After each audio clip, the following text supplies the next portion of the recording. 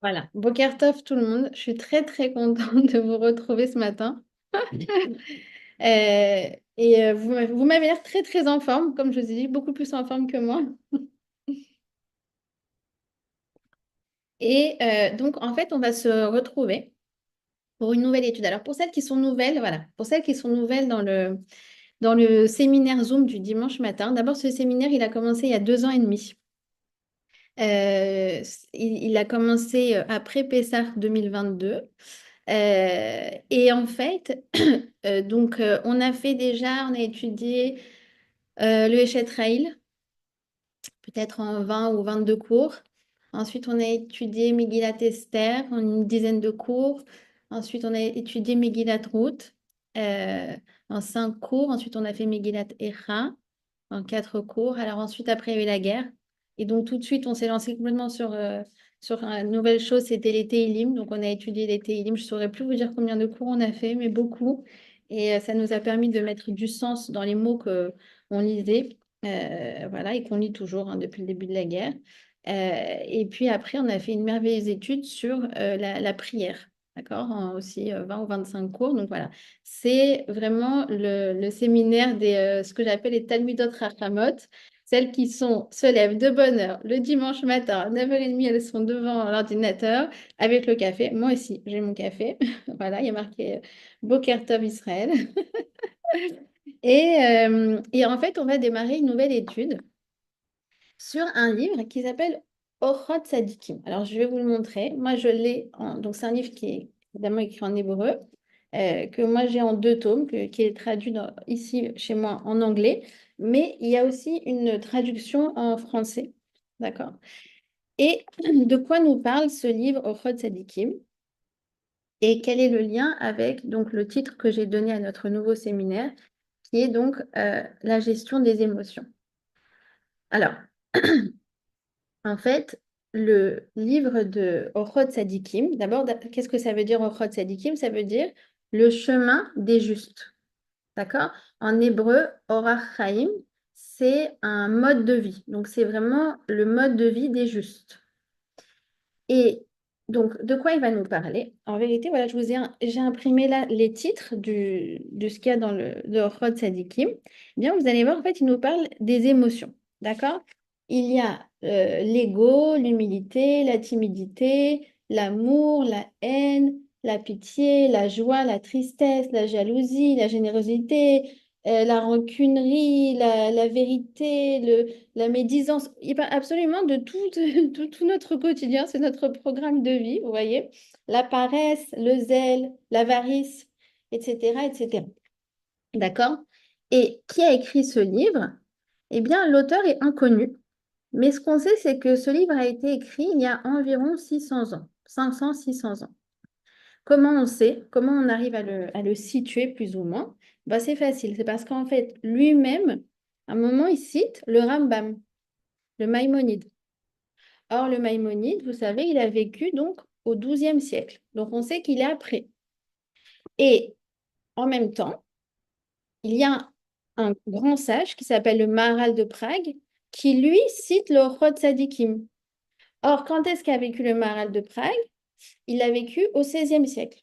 Donc, on sait que quoi qu'il en soit, ce livre, il a été écrit entre le XIIe et le XVIe siècle. D'accord? Alors, il s'appelle Sefer Orchot Sadikim, donc le chemin des justes. On l'appelle aussi Sefer Amidot. Sefer Amidot, c'est le livre qui décrit les traits de caractère. D'accord?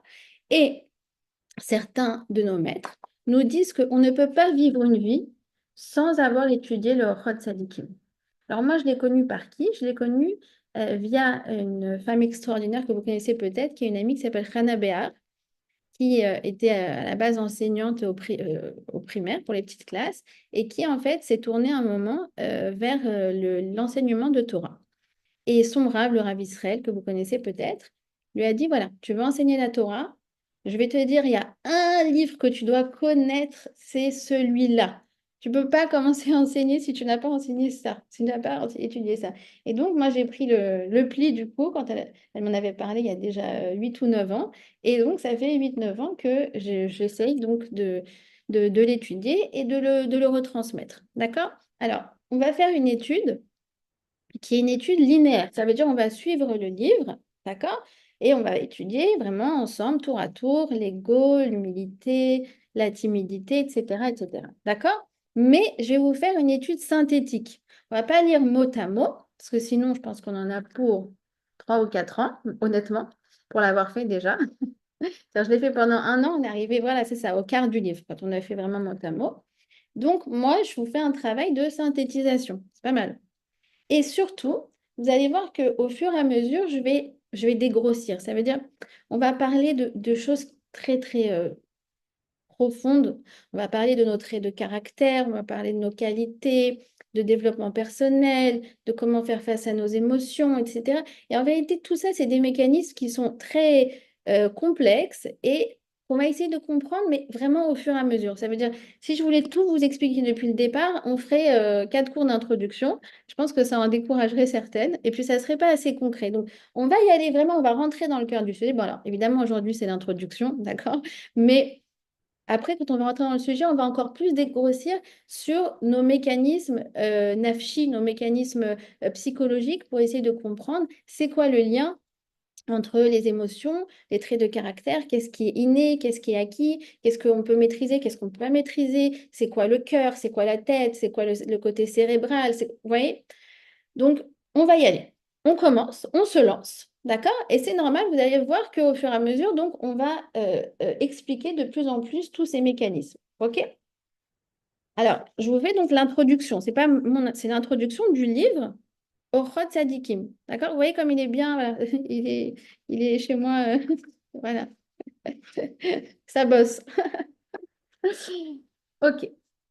Alors d'abord, il dit, voilà, l'homme, donc nous, l'homme, c'est l'essentiel de la création.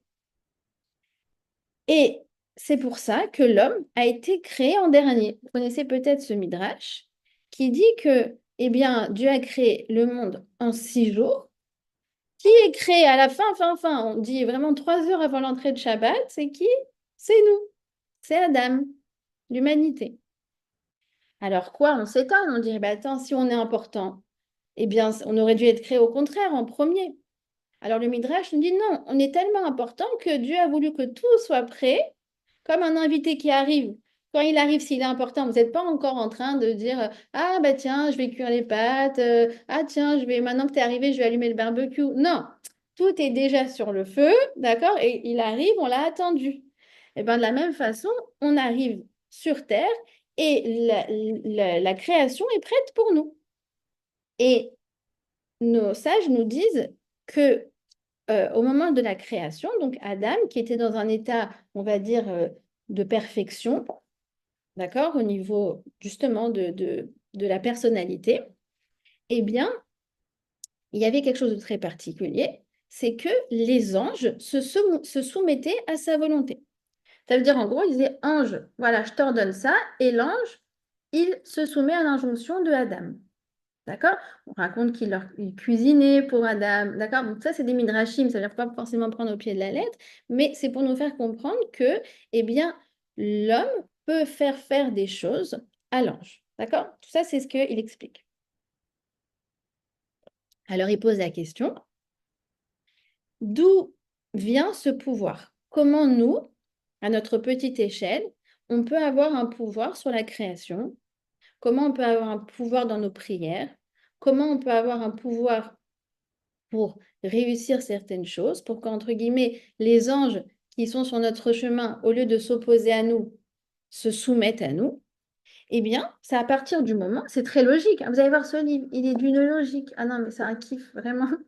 C'est vraiment un kiff. Il dit, bah, c'est simple. Pour que l'ange se soumette, les anges se soumettent à la volonté de l'homme, eh bien, il faut que l'homme se hisse à un niveau supérieur à l'ange. C'est logique. Si il arrive à se hisser au-dessus, eh bien, il va pouvoir, entre guillemets, dominer toutes les forces. Ah, donc il pose la question, il dit, qu'est-ce qui fait qu'on se hisse à un niveau plus haut que les anges? C'est la Hirat Shamaim. Alors, c'est quoi la Hirat Shamaim? La Hirat Shamaim, traduit ça en français par la crainte du ciel. Bon, savez, les traductions en français sont toujours très vastes, très abstraites, parce que tu te dis pas c'est quoi la crainte du ciel? Je regarde le ciel, oh, j'ai peur. Non, c'est quoi la crainte du ciel? Alors, il explique. Il dit que la crainte du ciel, c'est quelque chose qui est la chose la plus importante dans toute la Torah. Comment je le sais? Eh bien, il cite d'abord le roi Salomon, qui était, souvenez-vous, le roi Salomon, un homme immensément riche. D'accord? Comme vous diriez aujourd'hui, bon, l'Avdil, hein, mais Elon Musk, vous voyez ce que je veux dire? Il a tout réussi, quoi. Il était riche, il était puissant, il était accompli, et pourtant, lorsqu'il doit terminer son livre, son œuvre qu'il a écrit de Qohélet, qu'est-ce qu'il dit? Il dit Sauf davar hakol nishma, et haElohim ira, vet mizvotav shmor kize kol adam. Il dit voilà, je t'explique la conclusion de tout dans la vie, c'est la irat shamaim, c'est la crainte de Dieu. Bon, ensuite, quand il veut terminer encore son livre, un autre livre, le livre de Michelet, il termine par quoi? Par Irat Hashem Reshit Da'at. Ah, tu sais, le plus important, pardon, ça c'est comment il commence. Le plus important, c'est la Irat Hashem. Encore, on parle de cette notion de crainte de Dieu, de crainte du ciel. Quand il veut terminer son livre de Michelet, hop, il se termine par quoi? Isha Irat Hashem Hitit Alal. L'essentiel pour un être humain, c'est de renforcer sa Irat Shamayim, etc., etc. Et il ramène beaucoup, beaucoup, beaucoup de références. C'est extraordinaire parce que ce livre, il y a des références, mais vraiment à chaque paragraphe, à chaque page, on a des versets qui sont issus de la Torah. D'accord? Eh bien, c'est quoi la Irat Shamayim? Eh bien, il donne la définition. Et il donne une définition finalement très concrète, très simple, et très à notre portée. D'accord? Parce que là, on parle de Adam, on parle des anges, on parle de ceci, de cela, mais vous allez voir, en fait, c'est très, très simple. D'accord? Vous suivez le raisonnement. Il a dit, en vérité, nous, on peut avoir un pouvoir. Ce pouvoir, ça vient du fait qu'en fait, on se hisse au niveau des anges. Se hisser au niveau des anges égale avoir la Hirat Shamayim. Et là, il définit c'est quoi la Hirat Shamayim. Vous allez voir, c'est tout, c'est magnifique. Eh bien, c'est par le développement personnel, ce qu'on appelle le travail des midot, des traits de caractère. On va expliquer tout ça. D'accord? Mais en gros, il te dit, c'est simple. Il y a des gens qui soumettent leur pulsion à leur sagesse. D'accord? Ça veut dire que c'est la tête qui contrôle. Et d'autres qui soumettent leur sagesse à leur pulsion. Ça veut dire que c'est le cœur qui le contrôle. Et quand le cœur il contrôle, ça va dans tous les sens. D'accord? C'est ce que dit le Balatania. Alors, je vous recommande ce livre pour comme moi, les novices en Tania et hébraïsante aussi. Et je vous montre ce petit dessin qu'il y a dedans, parce que moi, je l'ai trouvé très mignon. Mais en gros, c'est ça, si vous voulez. J'ai bien aimé. C'est la tête qui dirige le cœur. Voilà, c'est ça. C'est-à-dire qu'en fait, l'idée, c'est pas de faire de nous des êtres entièrement cérébraux et déconnectés du cœur. Non, pas du tout. On a une tête, on a un cœur. Et le but, au contraire, c'est de connecter et de connecter fortement les deux, mais que ça soit la tête qui prenne le lead, qui prenne comment on dit, qui prenne le lead, qui domine. D'accord? Et il dit donc, celui qui arrive à faire ça, il sait où il va. Il a une vie qui est une vie éclairée. En revanche, celui qui n'arrive pas, qui ne fait pas ça, il tâte en fait dans l'obscurité. D'accord? Et donc, on va expliquer un petit peu comment ça marche. Alors, comme je vous ai dit, on va vraiment décrire tous ces mécanismes au fur et à mesure. Mais si vous voulez, il dit comme ça, il dit voilà, nous, on est en contact avec le monde à travers nos 5 sens. OK, jusque ça, on comprend. Les yeux, le toucher, l'odorat, l'ouïe, etc. C'est comme ça que, en fait, on est réceptif par rapport aux événements qui nous arrivent. Jusque-là, tout est très simple. Il dit, et ensuite, on va réagir en fonction des données qui se présentent à nous. Exemple, euh, on est très très en retard le matin et paf, le lait qui se renverse partout, c'est dégoûtant. Et en plus de ça, ça veut dire qu'il ne reste plus une goutte pour notre café du matin Une fois que les enfants sont partis et on allait prendre notre café, il y a plus le café au lait. Oui, parce que pour les Tunisiennes comme moi, un café égale café au lait. On ne peut pas boire le café sans le lait. Alors, comment on réagit? C'est quoi ce qu'on appelle en hébreu la tgouva? C'est quoi la réaction? Et bien voilà, il explique, mais c'est vraiment en ce qu'on appelle en tamsit, en très concentré, que le cœur va réagir, il va donner une parchanout, il va donner une interprétation des faits, d'accord? Qui va en fait, sur lequel va découler notre réaction. Ah, vraiment, ils exagèrent ces enfants. Ah, vraiment, ils ne pensent pas à moi. Ah, ils ne se rendent pas compte que je suis fatiguée. Ah, je suis sûre qu'il a fait exprès. Il manquait plus que ça, d'accord? Ou alors une parchanout qui est, bah, ça peut arriver à tout le monde. Akol et Tova. C'est pas grave, j'irai à l'épicerie courir acheter du lait. Je mettrai une jupe sur mon pyjama. Ça va, tout va bien, d'accord? Et en fait, et c'est là qu'il dit, bah, du coup, le cœur, comment il juge, d'accord? Comment il va faire sa petite salade, d'accord? Comment il va interpréter ce qui se passe en fonction de notre cocktail, notre cocktail de midot, d'accord? Les midot, ce sont nos traits de caractère. Ce qu'on est, ce qu'on n'est pas. Moi, je suis plus comme ceci, je suis plus comme cela. Je suis quelqu'un de cool, je suis quelqu'un d'organisé, je suis quelqu'un de patient, je suis quelqu'un plutôt strict, etc., etc. D'accord? Donc, en gros, je vous le fais.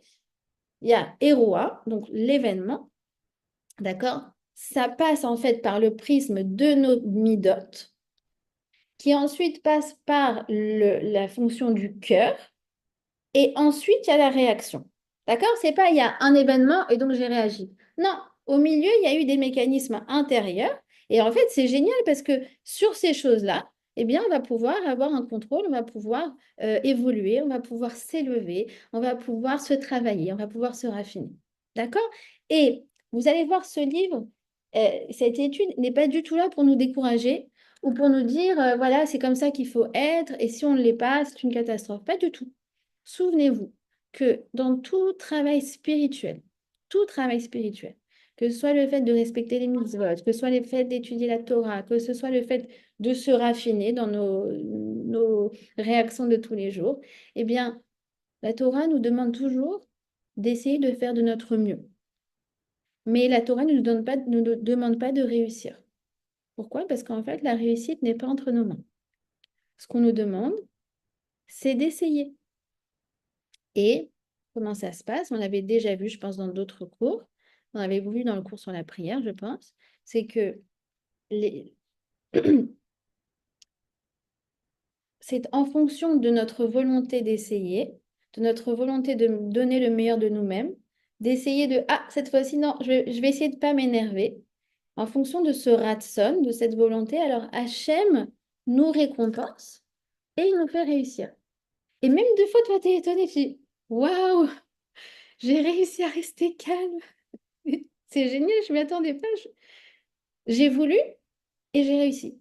Il y a plein de fois où j'ai voulu et j'ai pas réussi. Mais c'est pas grave, l'essentiel, c'est de vouloir. D'accord? Et il rapporte donc quelque chose de très beau. Il nous dit à quel point, en fait, toutes les récompenses qui nous attendent dans le Gan Eden du fait d'avoir voulu faire de notre mieux. Et il dit qu'en fait, finalement, on vient sur Terre pourquoi? Pour réparer notre neshama. Pour faire le tikkun de notre neshama. C'est quoi faire le tikkun de notre neshama? Eh bien, c'est tout simplement s'efforcer de réparer nos midotes, réparer en fait nos schémas comportementaux. C'est tout bête, c'est tout simple. D'accord? Alors, là, il rentre donc un peu plus dans le concret. Il dit voilà, il y a différents types de personnes. Tu trouveras jamais deux personnes sur Terre qui ont le même caractère. Il dit, il y a des gens qui se mettent en colère, il y a des gens qui ne se mettent jamais en colère, ou peut-être ça va leur arriver une fois par an. J'en connais des comme ça, c'est impressionnant. Des fois, tu te dis, mais ils sont faits de chair ou de comment ça marche? Oui, il y a des gens comme ça qui sont toujours très calmes et qui ne cèdent pas à la panique. Je suis toujours très admirative. Il y a des gens qui ont un ego surdimensionné et qui prennent du plaisir à mettre en valeur leur réussite ou leur qualité et d'autres non, qui sont plutôt de nature humble. Il y a des gens qui passent leur vie à être satisfaits de ce qu'ils ont. Profitent de chaque chose. D'accord? Comme ma grand-mère Zichronal Libracha, tout, elle était, j'ai un souvenir vraiment, elle était contente de tout, de chaque petite chose. Et puis, tu as des gens qui ne seront jamais assez satisfaits. D'accord? On les appelle les éternels insatisfaits. D'accord? Il y a des gens qui sont très ambitieux. D'accord? Il y a des gens non, qui ne cherchent pas forcément à gagner plus ou à développer plus. D'accord? Ils sont bien avec ce qu'ils ont. D'accord? Et continuent. Certains sont avares, certains sont généreux, certains sont pessimistes, certains sont optimistes, certains sont joyeux, certains sont tristes. Certains il dit cruels, d'accord? Des fois, c'est des gens, par exemple, qui vont avoir un peu un humour noir, un peu cynique comme ça. Puis, il y a des gens, bon, un peu, voilà, comme moi, qui ont une pitié surdimensionnée, qui peuvent se mettre à pleurer parce qu'ils voient un oiseau qui n'arrive pas à sortir des branches d'un arbre. Enfin, voilà. Donc, on a en fait des natures, d'accord? Ce qu'on appelle, en français, des prédispositions. D'accord? Ça fait partie de notre nature, c'est comme ça que l'on est né. Et puis, on a aussi d'autres traits de caractère qui sont des acquis. C'est-à-dire, on n'est pas né avec, mais c'est devenu en fait chez nous une seconde nature. Il dit, bah, soit on les a appris par d'autres, ça veut dire dans l'environnement social, ou bien c'est quelque chose qui nous est venu en tête et puis finalement on y a pris goût, etc., etc. D'accord? Et il dit, voilà, quelle va être la bonne chose à faire? Et ça, je pense que c'est le motto de tout le Chosedikim et de toute notre étude. Il dit, l'izrok obsolète, mais obsolète. D'accord? Alors, c'est quoi l'izrok est obsolète, mais obsolète? Icar obsolète, bon, je vais retrouver exactement. En tout cas, en français, tout simplement, vous connaissez l'expression, c'est séparer le bon grain de l'ivraie. D'accord? Séparer ce qui est bon, l'essentiel, et ce qui est à rejeter. D'accord?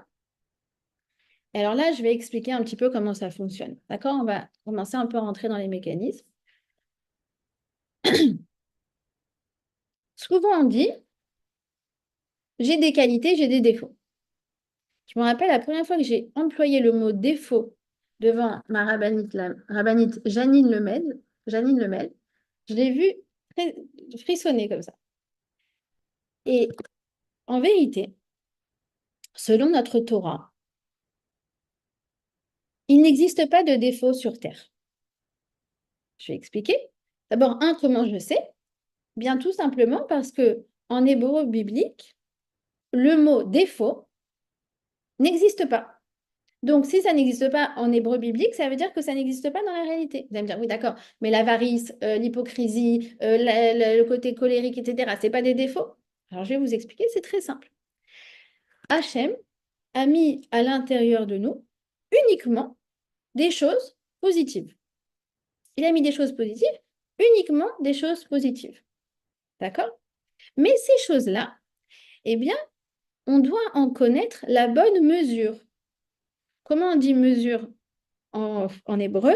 Mida, justement. Mida qu'on traduit très souvent par trait de caractère. Mais mida ne veut pas dire trait de caractère à la base, il veut dire mesure. Si par exemple, je vais dans un magasin de vêtements, d'accord, je vais chez Zara, alors je vais aller voir la vendeuse et je vais lui dire, Yeshlach mida small, est-ce que tu as la taille small? Ou je peux lui dire, est-ce que tu as la taille mida large? D'accord? C'est mida, ça veut dire XS, small, medium, large, extra large, et tout ça.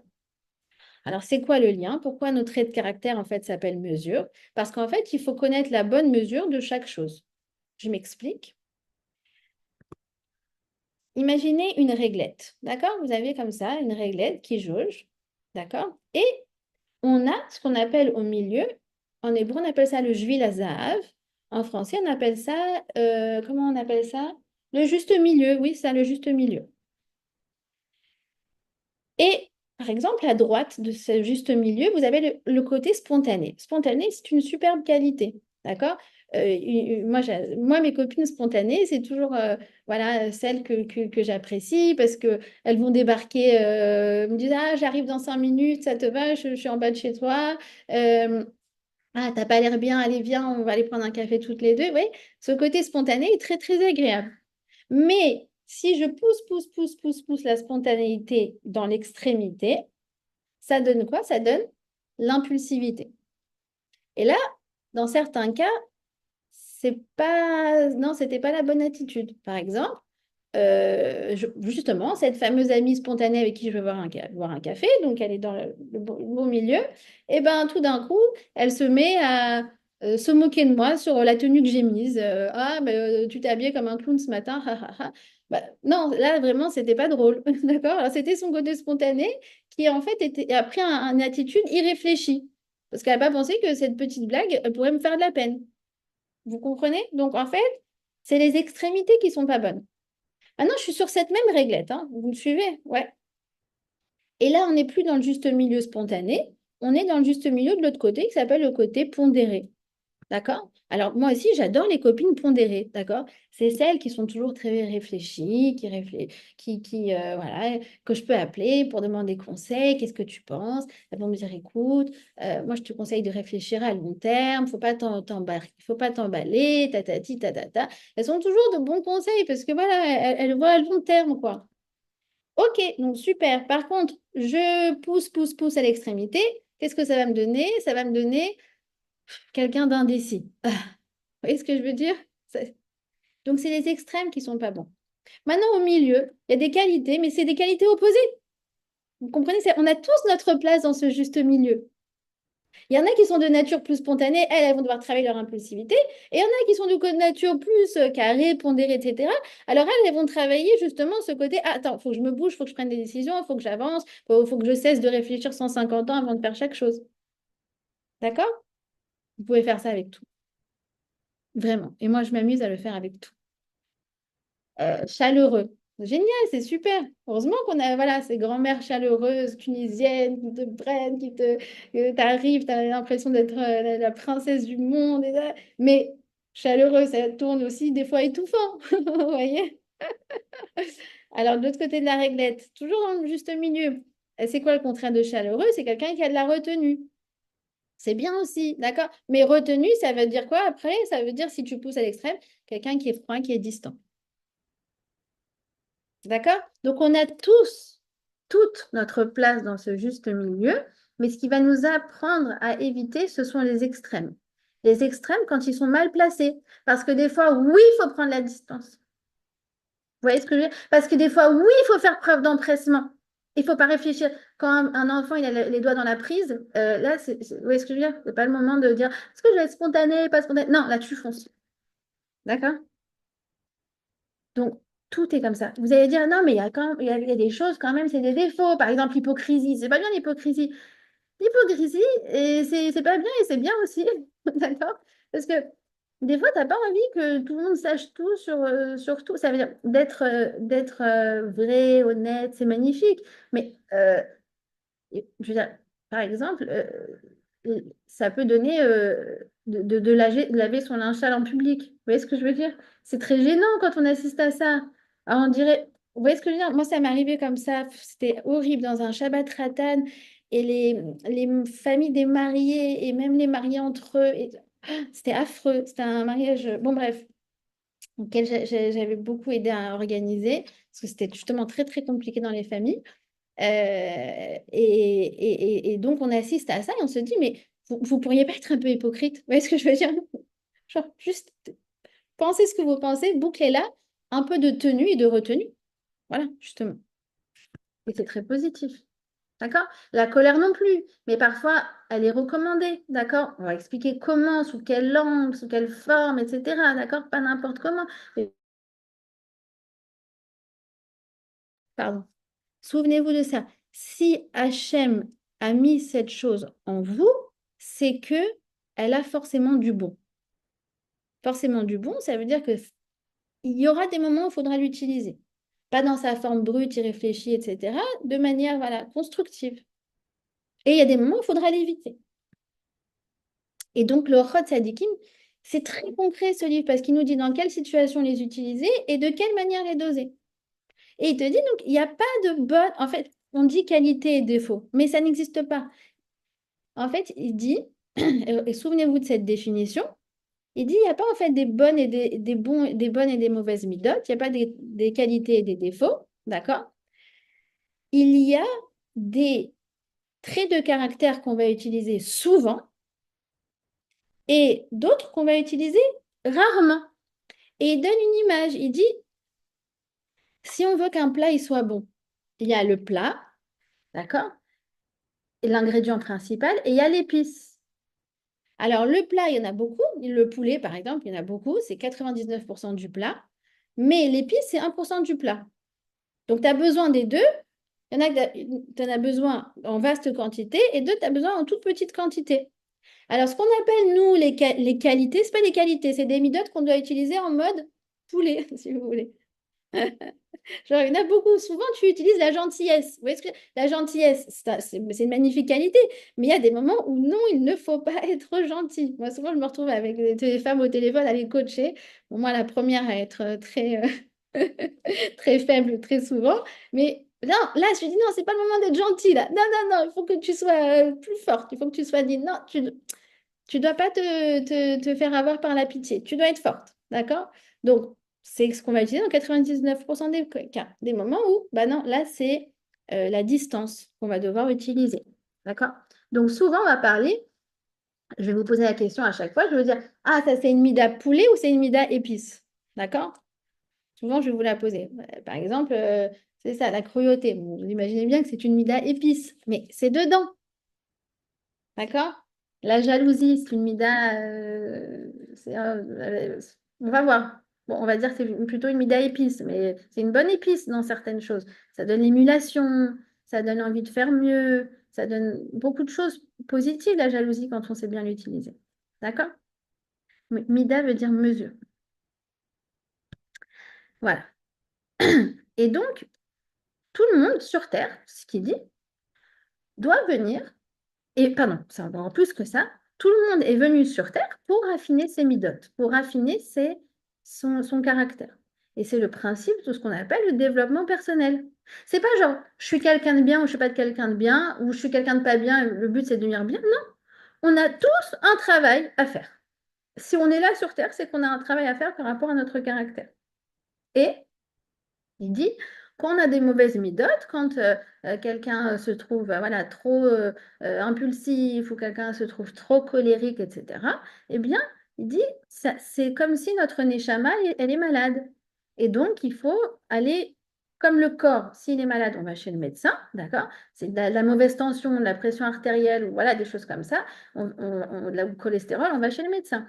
Ben, de la même façon, pour la neshama, on va chez le médecin. Et il dit, qui sont les médecins de la Neshama? Ce sont nos Talmidei Chachamim. Ce sont nos sages. C'est la Torah. D'accord? La Torah, c'est la science de la Neshama. Et il poursuit, et il dit qu'en vérité, l'essentiel des problèmes qu'on a dans notre vie, finalement, sont souvent le fruit de nos mauvais schémas comportementaux, justement. Et c'est vrai.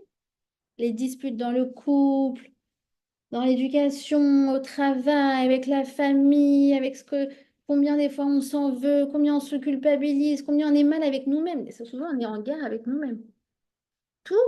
Absolument tout découle en vérité de cette avodat amida, de ce raffinement qu'on est censé faire. D'accord? Et là, il rentre encore plus donc dans le cœur du sujet. D'accord? Je vous dis, en fait, on va dégrossir au fur et à mesure. Alors, il dit comme ça, il dit, alors, bah ok, c'est facile. Donc, tu dis, il faut qu'on raffine notre caractère. Mais concrètement, des fois, voilà, je veux le faire. Comment ça se fait que j'arrive pas? Je veux être meilleure dans ça, je veux être plus ambitieuse, par exemple. Je veux être plus ceci, plus cela. Alors, il dit, eh bien, la raison, elle vient de deux choses. Pourquoi on ne sait pas comment travailler, comment on fait ce travail sur nous-mêmes? Premièrement, parce qu'on ne sait pas quels sont les bons schémas comportementaux. Il dit, comme Réhouven qui cherche Shimon, mais qui n'a aucune idée de à quoi Shimon ressemble. D'accord? Je veux être quelqu'un de bien, mais finalement, ça veut dire quoi être quelqu'un de bien? Si on ne connaît pas l'aspect d'une chose, on ne peut pas la chercher, dit-il. D'accord? Deuxièmement, c'est autre chose. De toute façon, c'est souvent les deux, ils sont liés. D'accord? Il dit, ah, ok, j'ai compris, faut que je sois plus ferme. Par exemple, quelqu'un qui est manager a besoin de développer sa fermeté. D'accord? Moi, je vous le dis parce que, je vous dis, euh, donc, moi, à la base, avant d'être enseignante, j'étais dans le management, j'étais manager et j'étais pas une bonne manager. Bah, je pense si, mais les projets Baruch Hashem, c'était des projets magnifiques qui ont très bien marché et qui fonctionnent jusqu'à maintenant. Mais en termes d'équipe, je sais que j'étais trop, voilà, trop coulante, trop facile, trop copine. Ma collègue, je lui disais, bon, il faut que tu fasses ça pour mardi. Ouais, mais mardi, je peux pas. Bon, bah alors fais ça pour mercredi. Bon, je te le rendrai quand je peux, d'accord? Bon, bah d'accord. Vous voyez, ça marche pas. Ou alors des fois, c'est... Alors tu peux faire ça si c'est possible, si tu as de la place dans ton agenda, si c'est OK, quand tu peux, si ça te dérange pas. C'est pas comme ça qu'on dirige une équipe, d'accord? Donc, vous voyez ce que je veux dire? Des fois, c'est même par rapport à notre travail qu'on doit faire un travail sur nous-mêmes. L'idée, encore une fois, c'est pas dire je veux devenir bien, tzadika, etc. Je veux faire un travail sur moi dans tel ou tel domaine. C'est vraiment du coaching, d'accord? Alors, voilà, il dit c'est pas à pas. On doit travailler pas à pas. D'accord? Petit à petit. Et ça, je vais m'expliquer. Et là, donc, je fais une petite parenthèse par rapport au texte. OK? Travailler sur un trait de caractère, c'est quelque chose finalement d'abstrait. Si je me lève un matin, je dis il faut que je sois plus ferme avec mon équipe. Bon, arriver au travail, quand on est tous en réunion, est-ce que je vais y arriver à tenir cette décision? Oui, non, non, oui, souvent non. D'accord? Pourquoi? Parce que c'est très, très abstrait. Alors, qu'est-ce qu'on peut, oui, travailler? On peut faire un travail sur soi lorsque on est en situation. D'accord? Ça veut dire, alors là, quand je dois donner un ordre à tel employé, il faut que je ne lui laisse aucune porte ouverte. Elle doit me le rendre à ce moment-là parce qu'on a la réunion avec le client le lendemain. Moi, il faut que j'ai le temps de relire ce qu'elle a fait. Donc, il faut que ça soit mardi midi sur mon bureau. Et là, je dois faire passer l'information en étant ferme. D'accord? Donc, on ne travaille pas une mida de manière générale abstraite. C'est en fait à chaque fois qu'on est en situation que là, on va essayer de se dépasser. OK? Ah, bah flûte, alors si je rate, bah, je vous rassure, en vérité, tant qu'on n'aura pas, entre guillemets, arrangé son problème d'ego, de colère, voilà, de tout, les exercices continueront de se présenter à nous. On ne sera jamais au chômage. D'accord? Donc le but, c'est pas de changer d'un coup, ça n'existe pas. Ça n'a jamais existé. Le but, c'est, comme on a dit tout à l'heure, de s'efforcer à changer, de s'efforcer à faire de son mieux, d'essayer voilà, de donner le meilleur de soi-même en situation, mais se dire, regarde, si j'ai réussi une fois sur 10, quand j'ai donné mon ordre, là, j'étais ferme, eh ben, c'est une réussite.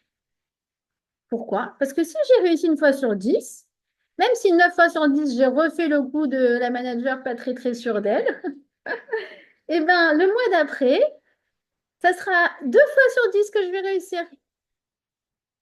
Et c'est comme ça. Et est-ce que je ferai du 100% un jour? Non, sûrement pas. D'accord? Mais peu importe, encore une fois, l'important, c'est la démarche. OK? Alors maintenant, je vais vous expliquer quel est le lien entre le travail sur soi, le développement personnel, et le fait qu'on arrive, qu'on sache, qu'on apprenne à gérer nos émotions. D'accord? Vous vous souvenez. Donc, je vous répète le raisonnement. Il a dit, un homme, il peut se hisser au niveau des anges, même plus aucun ange. D'où ça vient? Ça vient de l'Aïrat Shamaïm. L'Aïrat Shamaïm, finalement, c'est quoi? C'est le développement personnel. D'accord? Sauf que vous voyez que dans son livre, il ne parle que d'émotions. On a déjà expliqué l'amour, la jalousie, la crainte, etc. Tout ça, ce sont des émotions. Et comme moi, j'ai appelé le séminaire gestion des émotions. Vous allez me dire, alors c'est quoi finalement le rapport entre un trait de caractère et une émotion. Vous me suivez ou pas? Faites-moi oui, oui, parce qu'il n'y a pas les micros. Oui, vous me suivez. Ah, génial. Ah, super, c'est sympa de voir tous ces pouces là. Génial. Ok, c'est cool. Trop sympa. Alors, euh, donc, je vais vous expliquer, c'est très simple. Et même vous le savez de manière intuitive. En fait, je vais je vais rien vous apprendre, mais je vais vous mettre ce qui nous met de l'ordre dans la tête, en fait. C'est très facile. Qu'est-ce qui révèle l'identité d'une personne? Ah, moi, tu sais, je suis très tête en l'air. Ah, moi, tu sais, je suis très rancunière. Ah, moi, tu sais, je suis quelqu'un de très organisé. Ah, moi, tu sais, ta. Eh bien, c'est la régularité de nos comportements. D'accord? Effectivement, si une fois par semaine, ça m'arrive d'oublier mes clés, alors je peux en tirer la conclusion que j'ai un côté, enfin, je dois travailler mon côté organisationnel. D'accord? Vous me suivez? D'accord? Donc, si je réitère des actes, eh bien, ça devient mon identité. Donc, le fait que j'ai fait une crise de nerfs ne veut pas dire que je suis quelqu'un de colérique. D'accord? Mais si je fais très souvent des crises de nerfs, c'est que je dois travailler ma mida de la colère. D'accord? En hébreu, ça donne quoi? En fait, en hébreu, les traits de caractère et les émotions sont complètement liés dans la langue. Par exemple, boré, boré, ça veut dire pleurer, mais bachian, c'est un pleurnicheur. D'accord? Makpid, makpid, ça veut dire quelqu'un de rigoureux. Ça donne le mot kabdan. Kabdan, c'est non, pardon, McPeak, ça veut dire être méticuleux sur une certaine chose, mais Capdan, c'est quelqu'un qui est méticuleux, même parfois dur, strict. Voilà, c'est ça, c'est strict. D'accord? Il y a une différence entre méticuleux et strict. C'est qu'en fait, si tu es méticuleux très, très, très souvent, ça veut dire que à la fin, donc, on se définit pas étant quelqu'un de strict. Donc, si c'est ça, c'est qu'en fait, pour ne plus être colérique, eh bien, à chaque fois que la colère monte en moi, je vais devoir la passer au filtre de ma tête, au filtre de ce que je sais euh, la bonne chose à faire. On a déjà dit au début, c'est pas parce que je sais qu'il faut faire ça que c'est ça que je vais faire. Il y a tout un mécanisme à l'intérieur. Vous vous rappelez, l'événement, le cœur, ça passe par le cocktail de Midot et enfin ça se traduit ça se transcrit en réaction. D'accord? Donc, il y a tout ce mécanisme au milieu, donc il ne faut pas se décourager. C'est ça que je veux vous dire. C'est qu'il ne faut pas se dire, ah, faut que je travaille ma colère. Ah, je me suis énervée, bah, du coup, ça ne sert à rien. J'arrête. Non, travailler sa colère, ça veut dire à chaque fois que tu as la colère qui te monte en toi, efforce-toi de faire de ton mieux. Sache que 9 fois sur 10, tu vas te planter. Voilà, pars du principe. Mais une fois sur 10, tu vas y arriver. Et qu'est-ce que Hachem, il attend de toi? Il attend de toi d'essayer et non pas de réussir, parce que la réussite, c'est lui qui l'envoie. En récompense de tes efforts. D'accord? Donc en fait, il faut être connecté à ses émotions pour pouvoir faire un travail de développement personnel ou de coaching, appelez-le comme vous voulez. Vous avez compris? Et pour ça, il faut accepter ses émotions. D'accord? Je vais fermer la parenthèse, mais si j'ai encore beaucoup de choses à dire sur la notion des émotions, je voudrais avancer, mais vous inquiétez pas, les choses que je vais expliquer justement sur les émotions, comment on fait pour prendre du recul par rapport à une émotion, comment on fait pour la dépasser, comment on fait pour l'accepter, comment on sait que parfois c'est la bonne chose à faire. Oui, et cette fois-ci, de se mettre en colère. Comment je sais? Ça, je vous le garde pour la prochaine fois, d'accord? Parce que sinon, ça va faire trop d'informations en une fois. Et comme on dit en hébreu, tafasta merubelo tafasta. Tu veux trop attraper d'un coup, tu veux tout mettre dans un chiour d'1 heure dimanche matin alors qu'on est encore au café, il est 9h30. À la fin, tu es embrouillé. D'accord? Donc, je vais passer sur ça, mais vous inquiétez pas, on va encore, comme je l'ai dit, à chaque fois dégrossir, dégrossir et encore plus dégrossir. D'accord? Alors, on continue. Il dit comme ça, il dit donc, euh, la parole du tzaddik est comparée à de l'argent pur. Alors, de quoi il parle? Il dit qu'en fait, la parole du juste, ça veut dire la parole du tzaddik, la parole du Talmid Chacham, la parole de la Torah, elle est très, elle est très précieuse. Elle vaut encore plus qu'un trésor, elle vaut encore plus que de l'argent. Pourquoi? Parce qu'en fait, ça nous donne la possibilité d'avancer de manière sûre de nous. Pourquoi? Parce que quand on sait selon la Torah qu'une telle chose, entre guillemets, est la bonne attitude à avoir, bah en fait, du coup, tu sais où tu vas. Vous avez compris? Et en plus de ça, la Torah nous donne la sagesse pour nous permettre d'y arriver. D'accord? Il dit en fait, il faut trois choses pour y arriver. Premièrement, il faut une connaissance de soi. Comme je vous ai dit, il faut vraiment être en connexion avec nos émotions. Ça, c'est la connaissance de soi. Deuxièmement, il faut acquérir de la sagesse qui est issue de la Torah. D'accord? Et troisièmement, eh ben, il faut des efforts. C'est ça, c'est le cocktail magique. Tu as toutes ces trois choses-là, sache que tu vas avancer, Mikhail el Khail, d'étape en étape. D'accord? Tu vas avancer droit. OK? Il dit à l'inverse, je ne suis pas sûre de la manière d'y arriver. Je vous dis encore une fois, on va dégrossir. D'accord? Je vous donne vraiment au fur et à mesure. Donc, c'est comme si je vous donne une image, d'accord? Et je vous dis, voilà, c'est comme ça, c'est comme ça. Vous me dites, ah oui, mais là, dans ce détail-là, à droite, je ne comprends pas. C'est normal, on va y aller au fur et à mesure. D'accord? On ne peut pas faire tout en un cours. Donc, on continue. Donc, on a dit, il faut ces trois choses. Premièrement, connaissance de soi, c'est-à-dire être en connecté à ses émotions. Deuxièmement, il a dit, donc, apprendre. C'est le but de notre étude. Et troisièmement, eh ben, quand on est en action, comme on l'a dit tout à l'heure, le but, c'est pas juste d'apprendre le dimanche matin et que ça reste quelque part dans le réservoir intellectuel ou sur nos notes dans le cahier, c'est que on va se mettre à l'action. D'accord? Vous avez compris? C'est trois choses là, c'est facile, hein? Et il dit, par contre, quelqu'un qui fait pas ça, il ressemble à quoi? Il ressemble à ta ta ta. Ah oui, alors il cite un verset de Coëlette qui dit bon, le mal que se donnent les sots les exténue tellement qu'ils ne savent pas trouver le chemin de la vie.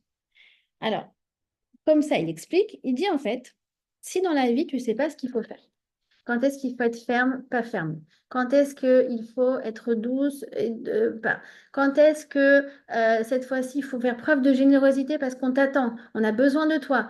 Et quand est-ce que là, non, c'est pas le moment d'ouvrir le porte-monnaie, il y a d'autres priorités. Quand est-ce que, vous voyez ce que je veux dire? Tout ce qu'on va voir. Quand est-ce qu'une jalousie, elle est positive? On m'a expliqué, d'accord? La jalousie, l'envie, tout ça, l'émulation, quand est-ce que c'est positif? Quand est-ce que... Non, c'est quelque chose à éviter. Alors, si on ne sait pas ça, on va beaucoup se fatiguer. On va beaucoup, beaucoup se fatiguer. Pourquoi? Parce que tu ne sais même plus où mettre tes efforts. Et le monde te paraît à chaque fois une succession d'épreuves insurmontables. Tu ne vois pas clair. Et il dit, en revanche, quelqu'un qui, comme nous, le dimanche matin, prend une heure d'étude, d'accord, ça l'accompagne après pendant toute la semaine. Ça l'a un peu plus éclairé sur voilà, une attitude à avoir, quelque chose à travailler, etc., etc. Bah, cette personne-là, elle ne sera pas fatiguée d'avancer. Pourquoi?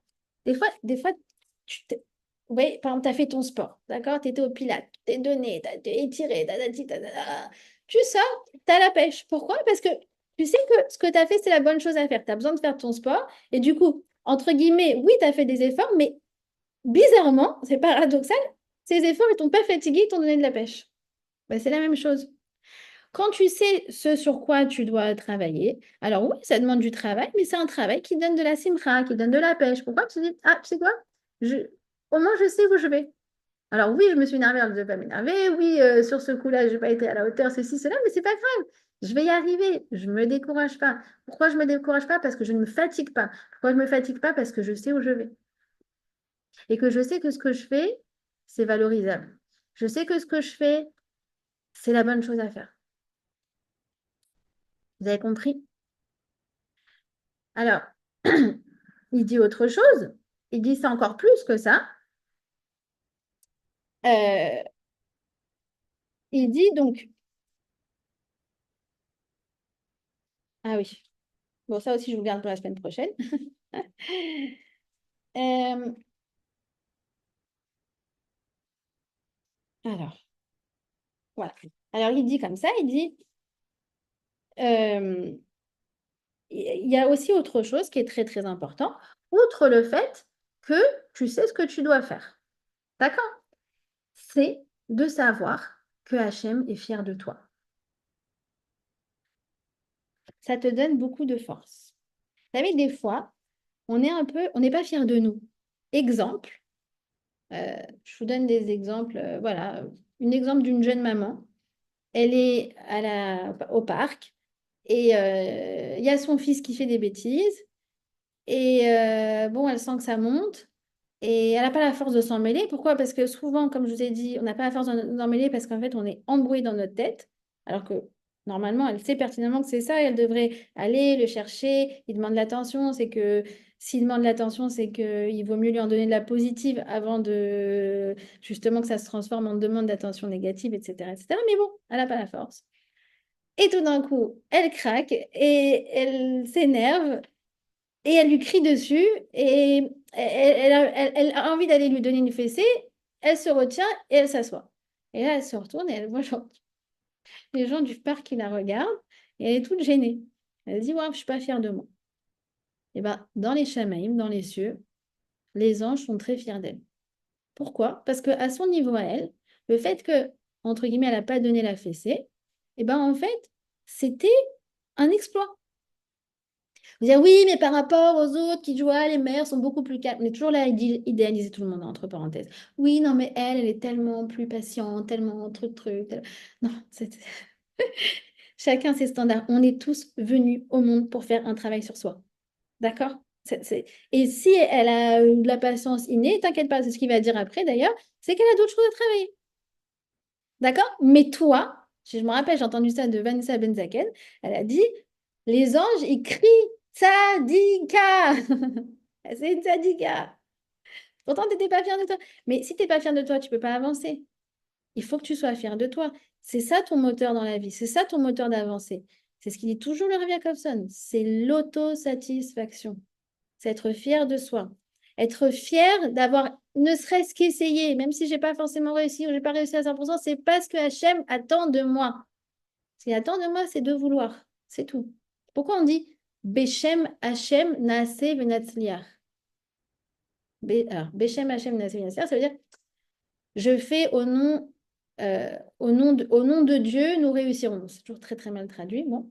Mais réussir, c'est justement euh, faire les choses, les Shem Shamaim. Réussir, c'est pas la réussite concrète que je vois devant moi. À la réussir à s'énerver, pas s'énerver, à donner des ordres à l'équipe. Ouais, non, qu'est-ce qui s'est passé dans mon cœur? Et ce qui s'est passé dans mon cœur, il n'y a que moi qui le sais. Et il n'y a que moi qui sais que ça a été un effort pour moi de ne pas lui mettre la tlécha. Et il n'y a que moi qui sais que si je ne suis pas fière de moi, la prochaine fois, je vais lui donner la tlécha. Pourquoi? Parce que c'est l'autosatisfaction qui est la base de tout le travail sur soi et du développement personnel. D'accord? Donc, il faut être capable de s'auto-applaudir. Il faut être capable de s'auto-acclamer. D'accord? D'être satisfaite de ce qu'on fait. OK? Alors, il continue. Il dit, tu sais, il y a des gens avec ne serait-ce que leur intelligence et leur sagesse, comme ce que vous faites vous le dimanche matin, ça veut dire des gens qui essayent d'apprendre, eh bien, peuvent transformer les traits de caractère qui à la base sont mauvais, on avait dit en fait ils sont mal dosés, d'accord, en, en bons traits de caractère, d'accord. Mais il dit par contre, tu sais, il y a des gens, et, pardon, excusez-moi, il dit comme ça, il dit, il vaut mieux être quelqu'un qui est né et qui n'a pas de bonne prédisposition, ça veut dire qu'il n'a pas une bonne nature, mais qui sait travailler sur lui, comme ce que vous faites le dimanche matin. Plutôt que quelqu'un qui, déjà, elle est née, elle est tzadika, elle est gentille, elle est patiente, elle est super, elle sait tout faire, mais qui ne fait pas de travail sur soi. Non, il vaut mieux être dans la première catégorie. Quelqu'un qui naît avec tout son, voilà, son folklore de Midot, mais qui sait dans quelle direction avancer. D'accord? Euh, il continue, c'est très beau ce qu'il dit. Il dit, euh, il y a des gens qui connaissent la vérité euh, et qui, pour l'instant, sont habitués à des mauvais schémas comportementaux. Et le but de ce livre est de les éclairer et de les aider à s'en débarrasser. D'accord? Par exemple, par rapport le rire. D'accord? Il dit le rire. Bah, l'esprit moqueur, taquin, vous savez ce qu'on appelle les charriades. Ah, il est très charrieur, elle est très charrieuse. C'est à éviter. Pourquoi? Parce que on peut rire, mais pas aux dépens des autres. D'accord? Comme dit Rav Jacobson, rire sur soi, pas rire des autres. Mais à l'inverse, regardez comme c'est extraordinaire ce qu'il dit. Il dit parfois, tu ne sais pas que ce que tu fais, c'est bien, parce que tu n'en as pas conscience. Et donc, tu ne l'entretiens pas. Et donc, cette chose-là, qui est très précieuse, tu peux la perdre. Je vous donne un exemple. Moi, par exemple, je suis quelqu'un de général très autodiscipliné, d'accord? Alors, souvenez-vous la réglette, hein. Le travers des gens autodisciplinés, c'est que c'est des gens, euh, comment dire, parfois un peu psychorigides, d'accord? C'est-à-dire, moi, je suis du genre à aller donner un cours alors que je suis malade, 40 degrés et tout, parce que je m'étais engagée, d'accord? Ah non, c'est le cours du mercredi matin, je peux pas ne pas y aller. Bah si, là, c'était le moment de ne pas y aller, justement, d'accord? Donc, on a tous un travail à faire. Ok, mais en tout cas, moi, je me situe plus du côté des gens qui sont très, un grand sens de l'engagement et très autodisciplinés. Si c'est ça, c'est fixé, c'est la règle, d'accord? Et voilà. Et ben, c'est quelque chose dans le monde d'aujourd'hui qui n'est pas très valorisé. Ces gens-là sont souvent catégorisés comme des gens un peu rabat-joie, d'accord? Et parce que on te dit, il faut être spontané, c'est ça qui est important, il faut le faire si tu le sens, il faut pas le faire parce que tu es obligé, personne ne t'a obligé à, c'est toi qui décides ce que tu veux, etc. Mais quand tu te rends compte que la Torah valorise énormément la régularité. Et quand moi j'ai étudié ça, d'accord, il y a même un verset, je crois que c'est dans le Talmud, euh, dans le Talmud, il y a écrit que le verset le plus important, le passouk le plus important de toute la Torah, c'est pas Shema Israël, c'est pas tu aimeras ton prochain comme toi-même, c'est un verset qui est amène un agneau le matin, un agneau le soir. Ça veut dire que c'est un verset qui nous amène en fait à être réguliers. Et en fait, la Torah nous dit c'est la chose la plus importante. Et quand j'ai lu ça, moi j'étais très émue. Je me suis dit, ah ben en fait, j'avance, c'est quelque chose, je savais pas que c'était une qualité, vous voyez ce que je veux dire? Et du coup, ça me pousse à être satisfaite de moi-même et ça me pousse à l'entretenir encore plus, à la raffiner. Parce que des fois, effectivement, c'est pas cette chose-là qu'il faut utiliser. Vous commencez à comprendre le mécanisme ou pas? Dites-moi que oui. Oui? Super. Alors voilà, il termine, comme ça j'aurais terminé l'introduction. Il dit donc, alors, si, imagine quelqu'un qui se promène dans la forêt, il y a des bêtes sauvages, et ben en fait, il doit être aux aguets pour les repérer, pour les convaincre, pour les combattre. Sinon, si c'est pas lui qui est aux aguets, alors il va se faire manger par eux. C'est l'un ou c'est l'autre. Soit tu maîtrises les dangers, soit c'est les dangers qui te maîtrisent. Alors il dit c'est pareil avec les midotes. Si on ne les maîtrise pas, elles vont finir par se détériorer et détériorer nos relations dans le couple, avec les enfants, etc. Ça veut dire en fait, il faut être en constant travail sur soi. D'accord? Encore une fois, c'est pas des choses, la lune, d'accord? Un petit travail, une petite chose. Par exemple, j'essaye de travailler l'encouragement. Donc, je me dis, OK, exercice de la semaine, un compliment à un enfant par jour, point. Je vais y arriver, je vais pas y arriver, je sais rien, je sais pas. Mais c'est mon objectif cette semaine. Et cet objectif, il me permet d'aller d'avant dans tout. Ça veut dire en fait, ça va s'en ressentir sur plein d'autres choses. Moi, je travaille sur ce qu'on appelle mon Ain Tova, le fait de voir le positif, de développer l'encourageuse qui est en moi, etc. En vérité, bizarrement, au travail, ça va faire que je suis mieux dans mes baskets et du coup, je vais vachement plus assurer mon rôle de manager. Bizarrement, ça fait que quand je vais être dans une queue à l'administration, que je vais recevoir le numéro 153, et je me rends compte qu'on est au numéro euh, 32, et du coup, je sais que je vais devoir attendre 2 heures dans cette salle magnifique, euh, ben, je reste calme, je m'énerve pas. Je suis pas, voilà, j'ai à coller tout va. Je reçois un PV, bah, c'est pas grave, j'avais qu'à pas me garer au mauvais endroit. Mais c'est pas ça que je travaillais cette semaine, je travaillais un truc aucun rapport. Oui, mais quand tu fais un mini travail sur toi, quoi qu'il en soit, il va rejaillir sur tout ton caractère. C'est extraordinaire, d'accord? Donc, il dit, il faut faire attention parce que si on ne fait pas ça, alors on laisse les mauvais traits de caractère nous envahir. Et après, avec les années, c'est de plus en plus difficile de s'en débarrasser. C'est vrai, hein, des fois, on voit des gens âgés, ils ont malheureusement cultivé certains traits de caractère qui sont, on sent, c'est des mécanismes qui sont très enrouillés. Et c'est dur de s'en défaire après. Mais à l'inverse, il dit si tu es constamment en petit travail sur toi, d'accord? On ne te demande pas la lune, on te demande juste de t'efforcer de faire de ton mieux dans un exercice que tu t'es fixé, d'accord? Alors, sache qu'il va y avoir un effet bœuf, c'est que toutes tes midotes, elles vont se bonifier avec les années.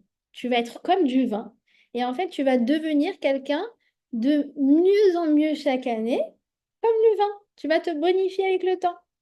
D'accord? Il dit en fait, tu remarqueras que les gens âgés souvent se divisent en deux catégories. Il y a ceux qui sont aigris, qui sont tout le temps énervés, qui sont parfois qui développent beaucoup d'égocentrisme, d'accord? Et puis il y a ceux qui sont, voilà, quand tu vas chez ma grand-mère, ils sont tellement mignons, tellement aimants, tellement sages, tellement bienveillants, tellement chaleureux, tellement positifs, tellement aimants, tellement aimants. Et finalement, c'est quoi la différence? Est-ce que tu as fait un travail sur toi ou pas? C'est tout. Et il termine, il dit, ça n'est pas moi qui ai écrit ce livre, ce sont les paroles d'Hachem qui nous ont été révélées au Har Sinaï dans sa grande bonté. Donc, il termine, il dit, si tu connais pas les mauvais traits, les mauvais comportements, alors tu ne sauras pas les reconnaître et du coup, ça va créer des dommagements dans ta vie. En revanche, si tu connais tes bons comportements et les bonnes choses, eh bien, tu vas comment dire, les cultiver et elles vont en plus rejaillir sur toute ta personnalité. D'accord? Et il dit donc, il faut apprendre ce livre pour justement identifier dans quelle situation la bonne chose est préconisée ou non, d'accord? L'idée, c'est pas de nous transformer, c'est pas qu'on devienne quelqu'un d'autre, c'est pas qu'on annule notre nature, c'est pas qu'on va te dire, maintenant le portrait robot du tzaddik devient comme lui. Pas du tout. C'est de te bonifier toi qui es déjà avec tous tes bons, tes traits de caractère euh, innés, et ben on va t'aider encore plus à les développer et à les propulser. D'accord? Et il dit, c'est pas toujours facile, c'est un travail qui demande des efforts, mais en vérité, c'est un travail qui rapporte gros dans la vie. Le meilleur investissement qu'on peut faire, ça nous rapporte, il dit donc plus que tous les trésors du monde. Et vous allez voir que c'est donc, il va nous rapporter des situations très, très concrètes et des choses que on aurait pu vraiment dramatiser en disant ah, c'est tellement dur, oh, le chemin des tzaddik, ah, mais moi je suis tellement loin de ça. Vous allez voir, il va aller pas à pas et vous allez voir qu'en vérité, c'est ça qui est magnifique, c'est quand c'est à notre portée. Voilà pour l'introduction. Est-ce que vous avez des questions?